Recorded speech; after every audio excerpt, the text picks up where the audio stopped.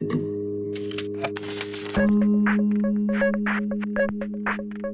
doctor Bernardo Klicksberg es padre de la ética para el desarrollo, gran maestro de la Universidad de Buenos Aires y Premio Nacional 2013 de Cáritas y la AMIA a la solidaridad y la lucha por la responsabilidad social.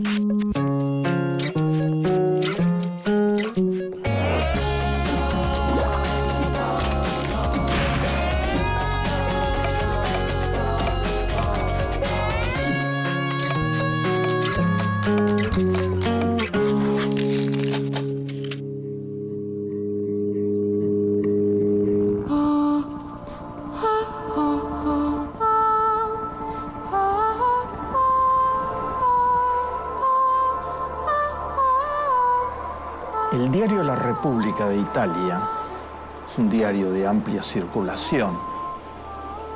Abrió una nueva sección.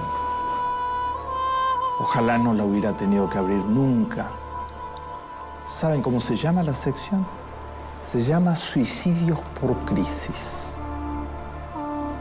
Y lista los casos de las personas que se suicidan por la crisis económica que actualmente atraviesa Europa y ha impactado severamente en Italia. Entonces narra los distintos casos. Son tan frecuentes que abrieron una sección. La tasa de suicidios, claramente consecuencia de la crisis, no de ninguna otra razón, subió un 15% en Italia en los 2 últimos años. El suicidio se transformó en eso, en crónica cotidiana. Uno de los últimos suicidas, un comerciante que trabajó toda su vida, que hizo un pasar de clase media y que se vio acorralado por las políticas económicas que se están aplicando en Europa, las políticas de la austeridad inflexible. Escribió, antes de suicidarse, estoy cansado de pedir todos los días lo que me corresponde.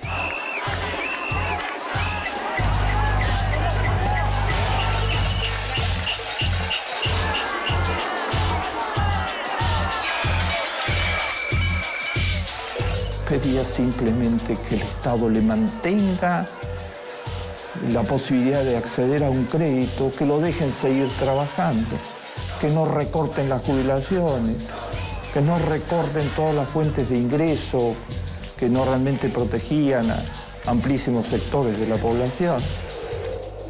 Pedía que frente a una política económica que destruyó en Italia 1000 pymes por día,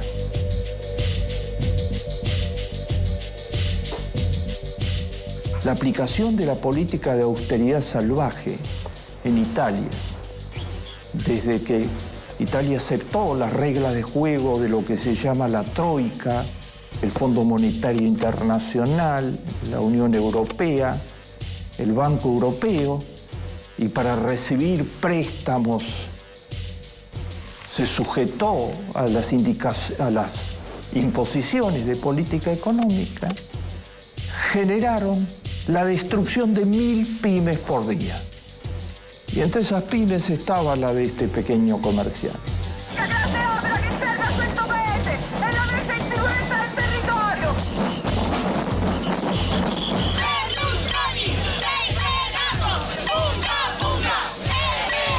Bajaron totalmente el nivel de vida de la población. Al mismo tiempo se redujo la cobertura del Estado para atender las necesidades en salud, en educación.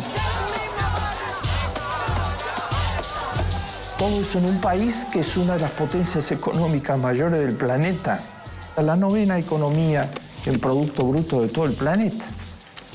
Y se fueron estrechando las posibilidades para sectores muy importantes de la población.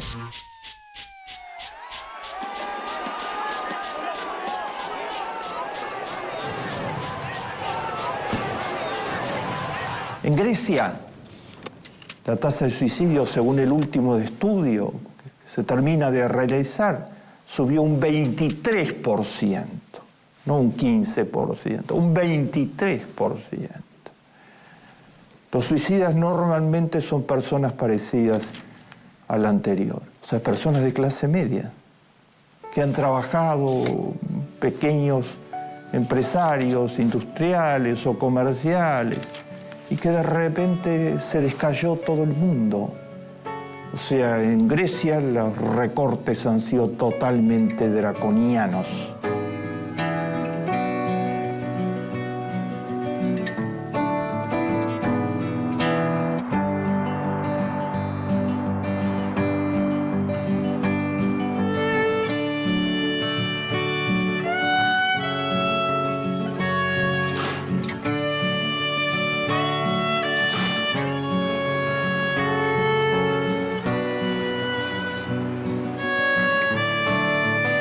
Esas políticas destruyeron fuentes de trabajo en enorme proporción al mismo tiempo que se cerraban las protecciones sociales principales del Estado. La desesperación absoluta, en la falta de futuro de ninguna índole. Apareció el suicidio en esta expresión, con estas cifras. Hoy se dio a conocer que el desempleo sigue aumentando entre todos los españoles. De acuerdo con el Ministerio del Trabajo, la desocupación subió 0.6% en noviembre frente al mes de octubre. En España, un país con una de las economías más importantes de Europa, un país de gente cálida, afable, generosa, de buen carácter, hay nuevamente una tasa de suicidios que no tiene precedentes. Una de las últimas personas que se suicidó fue una mujer de 47 años, con 3 hijos, que dijo antes de suicidarte: no me han dejado ninguna salida, me han quitado todo lo que tenía. Se estaba refiriendo a uno de los dramas más importantes en España, que es el de la ejecución de las hipotecas y el de los desalojos. Se han ejecutado en el último año, en el 2012, 40.000 hipotecas. Las personas se quedaron sin trabajo. La tasa de desocupación española es el 27%. Las personas se quedaron sin trabajo. No pueden pagar las hipotecas de su casa. Los bancos las ejecutan. Los procedimientos de ejecución muy cuestionados en España permiten que las ejecuciones sean sumarias virtualmente. Entonces, los bancos se quedan con las casas, las personas se quedan en la calle. Y además se da la paradoja, muy señalada en España por muchísimas organizaciones, ¿no?, ONGs y organizaciones de toda índole, que muchos de los que les sacan la casa igual tienen que seguir pagando al banco, porque el valor de la casa se redujo por la crisis económica. La hipoteca que contrajeron cuando compraron la casa es ahora un importe mayor al valor que tiene la casa. En otras legislaciones, normalmente aquel que se le ejecuta una casa se terminó. No, se quedan en la calle y tienen que seguir pagando.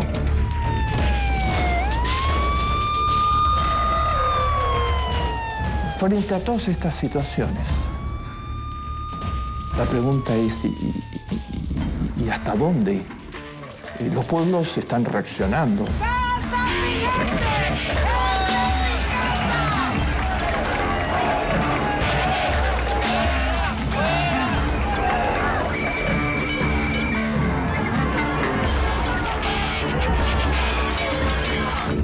El Tribunal Constitucional en Grecia declaró inconstitucional la reducción brutal de los ingresos de los jubilados que la Troika le impuso a Grecia y que su gobierno estaba ejecutando.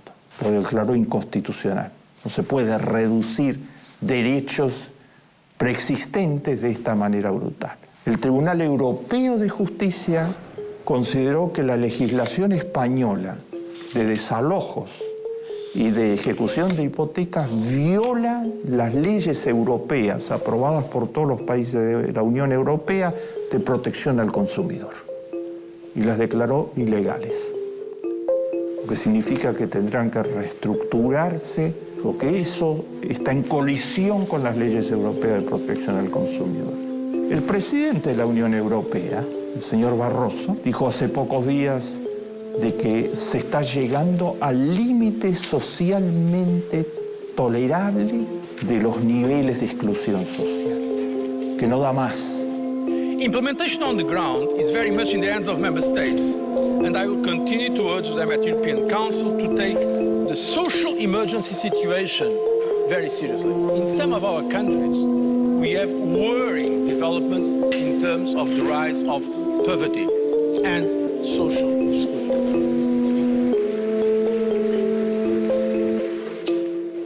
¿Esto es producto de qué? ¿Europa tuvo alguna guerra últimamente? ¿Explotó una planta nuclear en Europa? ¿Hubo un terremoto gigantesco que destruyó las economías europeas? Es producto de las políticas económicas que se están aplicando, del modelo de la austeridad salvaje, que es el mismo que aplicó Menem en la Argentina en los años 90. Ahora en esta versión europea. Y peor todavía. Algunos de las instituciones que patrocinan el modelo han producido estudios que algunos de los miembros prominentes de esas instituciones han autocriticado o que eran errados.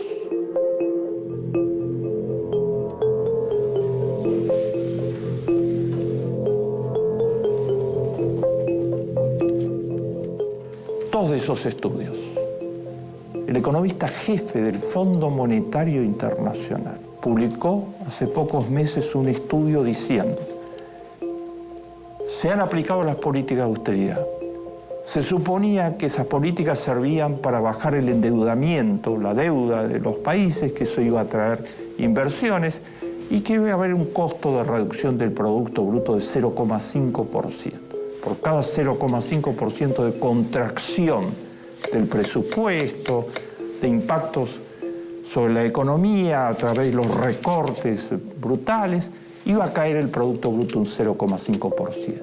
Analizó los datos, un grupo muy amplio de países europeos, dijo: nos equivocamos. El Producto Bruto no cayó un 0,5%, cayó 3 veces más. Un error técnico. Es un error que tiene consecuencias humanas gravísimas, porque proyectaron de que la caída iba a ser 0,5. La caída es 1,5. En el medio está que las tasas de desocupación fueron muchísimo mayores a las proyectadas, que la destrucción de pymes fue muchísimo mayor, que la destrucción del consumo, que el achicamiento de toda la economía y finalmente los suicidios, ¿no? Que es el producto final de políticas absolutamente enfermas.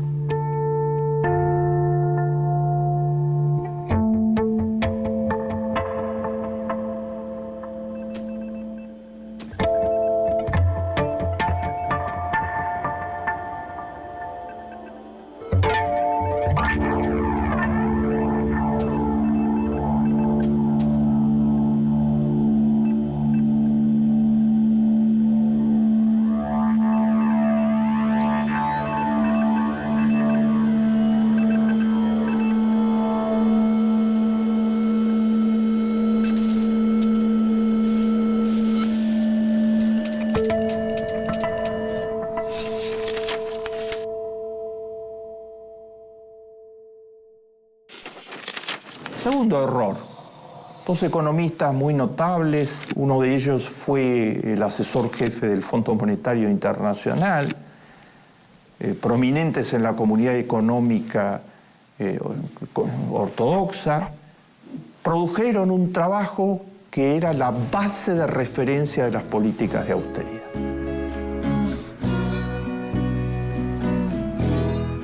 El trabajo decía de que cuando el endeudamiento de un país es superior al 90% del Producto Bruto,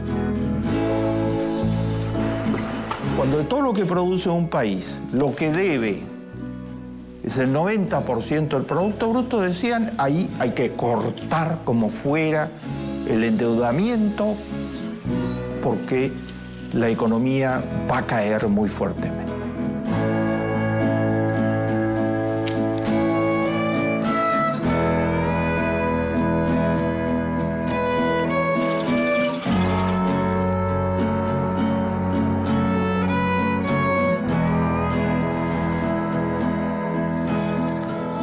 El trabajo fijó ese límite, 90%, era la guía de los organismos financieros internacionales que imponen estas políticas.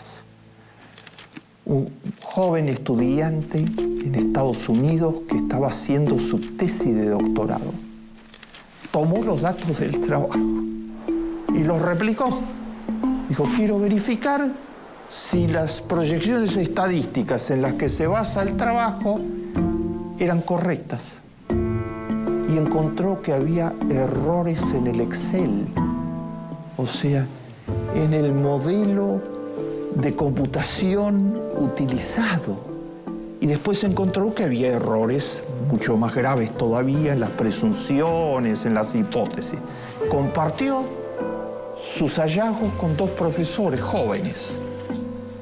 Y entre los 3 publicaron un trabajo destruyendo totalmente el trabajo de los prominentes economistas, que era la regla de oro de los organismos financieros internacionales. Fue sin apelación. Toda la comunidad económica estuvo de acuerdo con que el trabajo era totalmente débil, endeble, y los cálculos siquiera estaban bien hechos.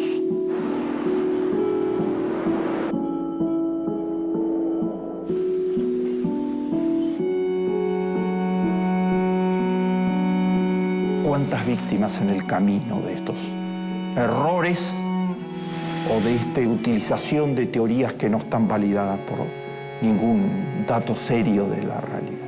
¿Cuántas víctimas en el camino?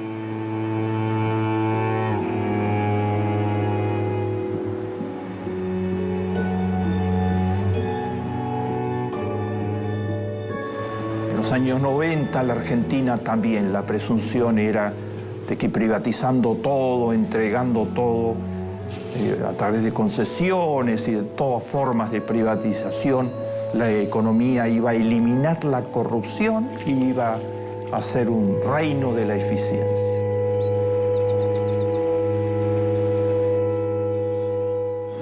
La corrupción aumentó sideralmente porque las privatizaciones estuvieron infestadas de procesos de corrupción, algunos de ellos comprobados en tribunales internacionales, muchísimos son causas en tribunales nacionales, y la población vio el bajón mayor de su nivel de vida virtualmente en toda la historia argentina, hasta terminar en los años 2002 con un 58% de la población por debajo de la pobreza.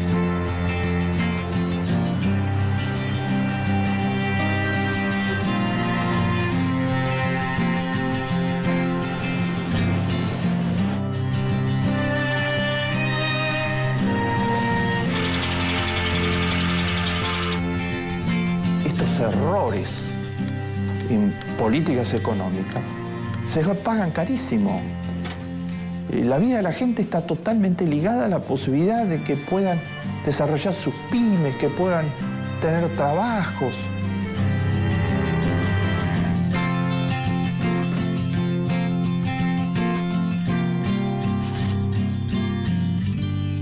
Se siguen recortando jubilaciones. Se sigue bajando el sueldo de los funcionarios públicos, echándolos masivamente. La población se está rebelando crecientemente. La situación tiene una arista política peligrosísima. En una situación de desesperación de este orden fue que floreció el nazismo. Antes de los inicios de la Segunda Guerra Mundial, la caída de la economía alemana y la situación de recesión que vivía Alemania fue el caldo de cultivo que permitió el mayor genocidio de la historia del planeta, la perversidad humana llevada a la máxima expresión a través del nazismo.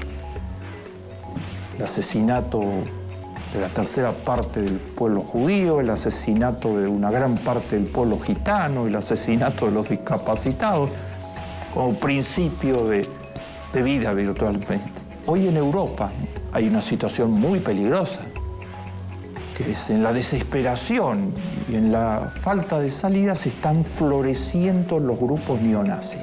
En medio de las duras condiciones económicas que afronta Europa, parece que emergen viejas ideologías nazis que cada vez ganan un mayor apoyo social. Sin embargo, pasado más de medio siglo de esos acontecimientos, otro proceso judicial de gran resonancia centra la atención de los alemanes. Esta vez contra Beate Zschäpe, conocida como la novia nazi y acusada de formar parte de la organización.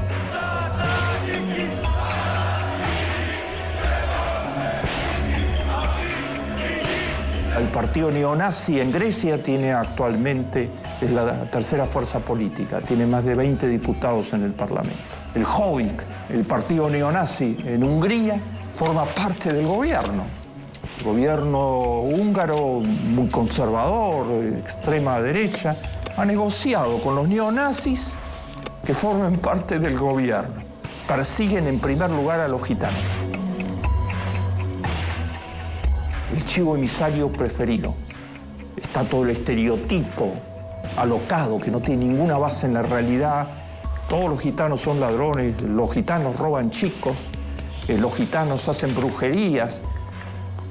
Los gitanos son débiles, no tienen un país propio, no tienen quien los defienda y eso los coloca en esta situación de ser chivo emisario. O sea, echarle toda la culpa al gitano, o al inmigrante, o al judío.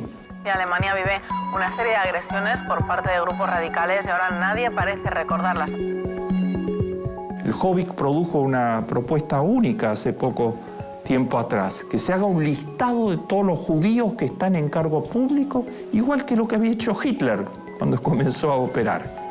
Las políticas neoliberales producen neonazis, al mismo tiempo que producen suicidios. ¿Y por qué se siguen aplicando? A pesar de todo lo que está sucediendo y de la ola de descontento, se siguen aplicando porque el 1% más rico del género humano les son funcionales para seguir expandiendo sus riquezas. La especulación financiera, los intereses concentrados que solo persiguen su propio enriquecimiento, están detrás de esas políticas. Que los países paguen, que los pueblos paguen, aunque sea con sufrimientos inconcebibles y aunque sea tensando toda la situación, con tal de que paguen a los acreedores con tasas usurarias incluidas, las tasas de interés han subido fuera de toda proporción. Esta situación es totalmente diferente de la que hoy tiene América Latina.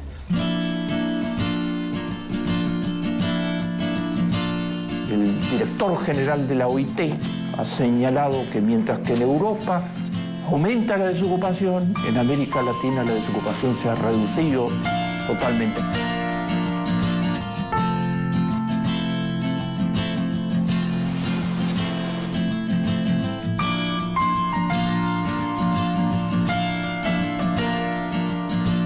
Que mientras en Europa bajan los salarios reales y las jubilaciones, en América Latina han subido un 15% entre el año 2001 y el año 2011. Un crítico muy fuerte del modelo argentino y de los modelos latinoamericanos, muy conservador, decía estos días, hay que reconocer que en la Argentina todo el modelo está mal, pero que hay que reconocer que la tasa de desocupación es baja y que es la mitad de la tasa de desocupación de Europa. Hay que reconocer que la tasa de desocupación es baja. El objetivo final de la economía es producir empleo. Es el dato más importante de todos. Lo que falla en las políticas neoliberales es que generan desempleo. Ese es el dato más importante de todos. En última instancia, no se trata de errores. Detrás de esos errores hay ideología legitimadora de esos errores. Cuando modelos como los latinoamericanos actuales están produciendo empleo, lugares para las pymes, mejores posibilidades para la población, con dificultades, con marchas y contramarchas y con errores, pero van avanzando en esa dirección. Entonces se dice, todo está mal, pero la tasa de desocupación es verdad. Está bien. La tasa de desocupación es el barómetro más importante de si el modelo sirve o no sirve.